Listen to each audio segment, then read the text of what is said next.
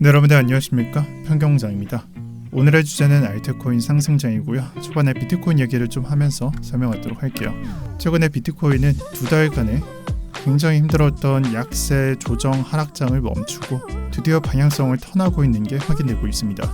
이렇게 방향성이 전환되고 안 좋은 분위기에서 좋은 분위기로 바뀌고 있는 이유는 비트코인 차트가 달라져서가 아니고요.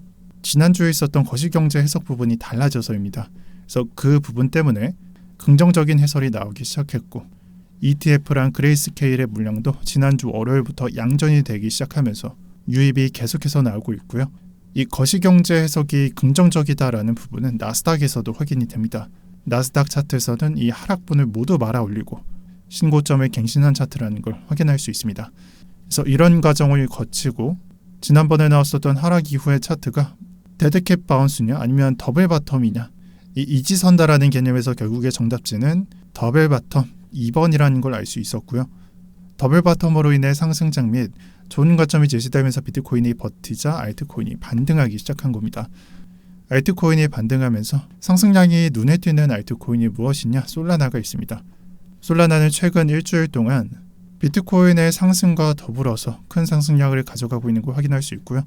이렇게 솔라나 코인의 반등이 크다는 것은 알트를 해석할 때 의미부여를 크게 할 수밖에 없습니다. 그래서 지금까지가 현재 부분에 대한 해설이었고 앞으로 예상되는 장 분위기를 한번 보도록 할게요. 솔라나의 상승이 왜 의미부여를 할 수밖에 없냐? 현재장에서 이더리움 차트를 보면요.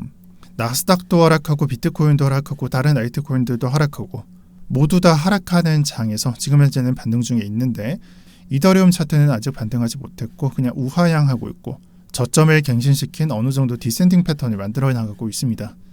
근데 위에서 봤었던 솔라나가 상승하고 이더리움이 약세고 이게 무슨 상관관계냐? 이러한 부분을 어떻게 솔라나와 알트코인을 해석할 수 있냐? 바로 상징적인 부분 때문에 그렇습니다. 이더리움 차트를 3년 전 바로 지난 불장 차트에서 관찰해 보면요. 모든 알트코인 상승장이 시작되기 그 앞서서 이더리움의 강세 차트를 나타냈고 모든 알트코인 상승과 더불어서 이더리움 차트가 상승했습니다. 그런데 지금 현재는 이더리움 차트가 약세다. 왜 그러냐? 이게 지금 현재 같은 경우에는 이더리움 ETF라는 게 너무나도 중요한 핵심 이슈라는 게 당장 이번 주부터 바로 코앞에 일정이 있기 때문입니다. 그래서 지금 현재 같은 경우에는 이더리움 ETF 승인 여부 결과를 기다리고 있는 상태고요. 비트코인과 다르게 이더리움 ETF 결과값에는 그 어떤 좋은 전망도 제시되지 않고 있습니다. 그렇다면 알트코인 시장은 이더리움 차트가 안 좋기 때문에 없는 거냐? 아닙니다. 방금 위에서 설명드렸다시피 솔라나가 있다라고 말씀드렸죠. 투자자들은 이더리움 대신 대체제로서 솔라나를 선택하고 있었습니다. 즉 한쪽은 이더리움은 위험 부담이 높고 전망이 좋아 보이지 않는다. 그래서 무거운 놈을 선택하지 않겠다. 이런 생각을 하고 있고요. 다른 한 놈 솔라나죠.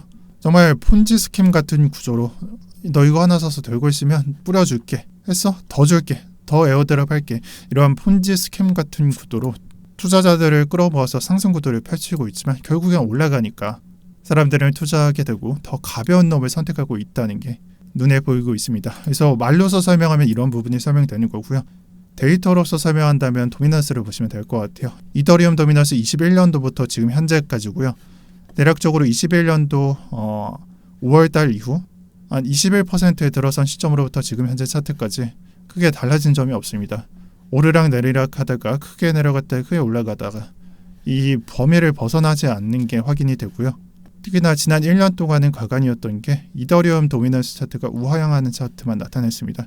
그 누구도 선택하지 않았다는 걸 의미합니다. 하지만 반면에 솔라나 차트를 보면요. 같은 기간에서 이더리움 차트랑 솔라나 차트를 보면 솔라나 차트는 다른 부분이 확인됩니다. 우선 21년도부터 23년도 한 3분기까지 거의 비트코인의 흐름을 따라갔다. 알트코인 무너졌을 때 솔라나는 무너졌었고 FTX 이슈로 좀 크게 무너졌었다. 이런 부분이 확인되지만 23년도 4분기부터 솔라나 차트가 달라지기 시작했습니다. 그래서 방금 봤었던 이더리움 차트에서는 1년 동안 내려갔다라고 말을 하지만 솔라나는 다른 결과지를 가져오죠. 1년이라는 기간 동안 솔라나는 떡상을 했습니다. 그래서 솔라나 차트를 보면요. 21년도 말의 고점과 지금 현재 고점이 좀 밑에 있거든요. 하지만 도미넌스 차트를 보면은 솔라나는 3월달 그리고 23년도 12월달 이렇게 신고점을 갱신하는 차트를 나타내고 지금 현재도 솔라나 도미넌스 역대 고점을 향해 차트가 나가고 있는 걸 위로 올라가고 있는 걸 확인할 수 있습니다. 그래서 지금 주장하고 있는 거는 이더리움 차트보다 솔라나 차트를 보면서 대체적으로 선택됐기 때문에 또는 그 과정 중에 있기 때문에 알트코인을 선행지표로서 생각해 볼 수 있다라는 말이고요. 이때 솔라나가 올라갔을 때 알트코인 전망이 좋아지는 이유는 21년도랑 또 비교를 해보면요. 21년도 때 이더리움 도미넌스가 내려가면서 이 도미넌스가 어디론가 향했어요. 비트코인 도미넌스 횡보하고 있었고 테더 도미넌스 그렇게 크게 움직이지 않았습니다. 즉 6%, 6.5%라는 수치가 어디론가 향했는데 알트코인으로 부러졌다라고 볼 수 있는 거고요. 이게 솔라나 차트가 올라갔을 때 알트코인들이 좋아질 수 있는 이유입니다. 솔라나로 흘러갔던 자금이 다른 쪽으로 빠지면서 올라갈 수 있다라고 생각해 볼 수 있고, 다만 지금 현재랑 과거랑은 도미넌스가 좀 다르기 때문에 이 1%가 차지하는 금액 자체가 다르기 때문에 정말 똑같이 해석되지는 않을 거예요. 근데 이런 그림으로서 해석할 수 있다라는 부분으로 인지해 주시고요. 두 번째는 솔라나 차트가 올라가면서 다른 알트코인 상승을 병행시킬 수 있습니다. 즉 솔라나만 올라가는 게 아니고요. 다른 알트코인들도 올라갈 수 있겠죠. 멀티체인이라고 불리는 체인링크도 올라갈 수 있을 것이고, 아니라면 솔라나 민코인 계열도 올릴 수 있겠죠. 업비트랑 빗썸에는 없지만 이렇게 상승을 병행시킬 수 있다라는 의미입니다. 그래서 두 가지로 해석할 수 있어요. 자금이 빠져나가면서 올라가거나 아니면 다른 알트코인 상승과 병행시키거나, 이런 그림으로서 해석할 수 있습니다. 그래서 구조만 여러 상황에 따라서 달라질 뿐, 이렇게 솔라나라든지 이런 특정 코인들이 주도하는 상승은 우리가 여태 봐왔던 것처럼 다른 알트코인들의 상승을 유발시킬 수 있다.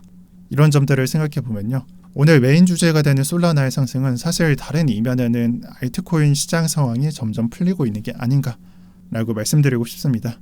그래서 현재 솔라나 같은 경우에는 전고점을 한 17% 그 정도 위에 두고 있습니다. 만약에 이 위치까지 올라서면은 역대 고점까지는 한 25에서 30% 남은 그 정도 가격에 해당합니다. 정말 얼마 남지 않았겠죠. 그래서 앞으로 이 여백이 채워지면 채워질수록 전고점 채워지고 역대 고점 채워지면 채워질수록 솔라나를 제외한 다른 알트코인들이 상승 압력을 받을 수밖에 없고요. 그런 구조가 될 수밖에 없고요. 여러분들은 이 시기에 알트코인을 잘 준비해야 된다라는 것이 오늘 영상의 결론입니다. 그래서 제가 여러 의미부여를 썼다 지었다 했지만 결국 핵심은 이겁니다. 그래서 역대 고점까지 말했는데 그냥 전고점을 향해 가더라도 다른 알트코인 상황은 지금과는 매우 다를 것입니다. 그래서 다들 잘 준비해 주시면 좋겠고요. 제가 생각하는 알트코인들 좀 신생으로 한번 몇 개 추려와 봤습니다. 첫 번째 이클립스랑 모나드입니다. 왜 이 코인들을 등장하냐? 알트코인을 고를 때 1티어로 빼놓을 수 없는 종목들 뭐가 있냐? 무조건 AI가 들어갈 거고 레이어 시리즈가 들어가겠죠. 그리고 좀 상황에 따라서 좀 밈을 넣을 수도 있고 아니면 RWA를 넣을 수 있고 여러 가지가 달라지겠죠. 근데 그 코인 중에 방금 말씀드렸던 에어드랍을 진행시키면서 자체 코인을 펌핑시키는 그런 구도를 갖는 코인들, 쉽게 말해서 레이어 1에서 확장성을 부여한 코인들, 이게 1티어 테마에는 무조건 들어가야 되거든요. 예로 들면은 BNB, 요즘에 BNB가 진행시키는 바이낸스에서 런치풀을 할 거야. 메가드랍이라는 이름을 붙일 거야. 그런 식으로 해서 사서 묻게 만들고 자체 펌핑을 시키죠. 어쨌든 스테이킹을 시켜야 되니까. 이런 구도를 갖는 게 1티어라는 건데, 이 구도를 가질 거면 두 가지요. CX 자체 토큰이거나, 그러니까 BNB거나. 근데 이거는 BNB밖에 못하는 거고, 나머지 하나 그냥 확장성이 좋거나 속도가 빨라야 됩니다. 솔라나 특징 중 하나죠. 앞으로 이런 구도를, 이런 특징을 갖는 코인들이 뭐가 있냐? 이클립스랑 모나드가 가질 수 있습니다. 근데 무조건 솔라나를 따라가냐? 그런 건 아니에요. 그러니까 불확실성이 달려있다는 거죠. 하지만 특징을 가지고 있으니까 여러분들께서 눈여겨보시는 게 좋다라는 것입니다. 그래서 앞으로 충분히 지켜봐도 좋고요. 그리고 번외적으로 본다면 사실 솔라나나 아발란체나 여기서 말하는 레이어 1 코인들은 자체 네트워크를 사용합니다. 하지만 비트코인 네트워크를 사용할 수도 있죠. 최근에 바이낸스에서 메가드랍을 진행시켰었던 바운스 BB가 그러합니다. 얘가 어떤 특성을 가질지는 저는 잘 모르겠어요. 디파이를 가져갈 것 같기도 하고 다른 부분을 가져갈 것 같기도 한데, 일단은 한번 지켜보는 게 좋을 것 같다라고 생각하고요. 두 번째로 코어입니다. 위에서 말씀드렸던 정확한 레이어 1 구도는 아닌데, 요즘에 테마에서 스테이킹과 리스테이킹, 이게 또 CD파이나 디파이에 이름을 붙여서 가치를 점검하고 있는 게 확인되고 있습니다. 그래서 1티어로 올라가냐 아니냐, 이게 이번 장에서 좀 증명이 될 것 같은데, 그런 의미에서 코어다오도 한번 지켜보는 게 좋을 것 같습니다. 위에랑은 좀 다르게 신생코인과는 좀 다르게 얘는 이미 거래가 되고 있기 때문에 이번 달이나 다음 달에 한번 지켜보시고요. 이 위에서 말씀드렸었던 코인들은 앞으로 상장이 되면 또는 상장된 다음에 바닥 다지기가 조금 지나가고 나면은 그때 잘 해석을 해보시길 바랍니다. 초창기에 들어갈 거라면 테스트넷이나 아니면은 초기 참여자가 되는 것도 일종의 방법이 되겠죠. 오늘 영상 여기까지 하겠습니다. 오늘 영상의 핵심을 말해보라 이런 식으로 정리를 해보면 사실 솔라나 상승했기 때문에 알트코인들 올라갈 수 있다 이런 식으로 정리해볼 수 있을 것 같은데요. 사실 그 문구보다 이를 좀 축축하는 또는 어림잡는 그런 부분들이 많이 들어갔던 것 같습니다. 그래서 여러분들의 납득이 되냐 안 되냐 보다 제가 어떤 식으로 장을 추측하는지 이런 부분들을 설명했다고 봐주시면 감사하겠습니다. 네, 그리고 마지막으로 제가 운영하고 있는 경제 언어방에는 매매 방법을 교부하고 있습니다. 저희 웨이시 트레이더 중에 김하준님과 일종의 트레이딩 가이드북을 따로 마련했고요. 해당 내용은 경제 언어방 확인해 보시면 받아가실 수 있으니까 필요하신 분은 경제 언어방 참고해 주시면 감사하겠습니다. 네, 오늘 영상 여기까지 하겠습니다. 오늘도 편경장이었고요. 시청해 주셔서 감사합니다.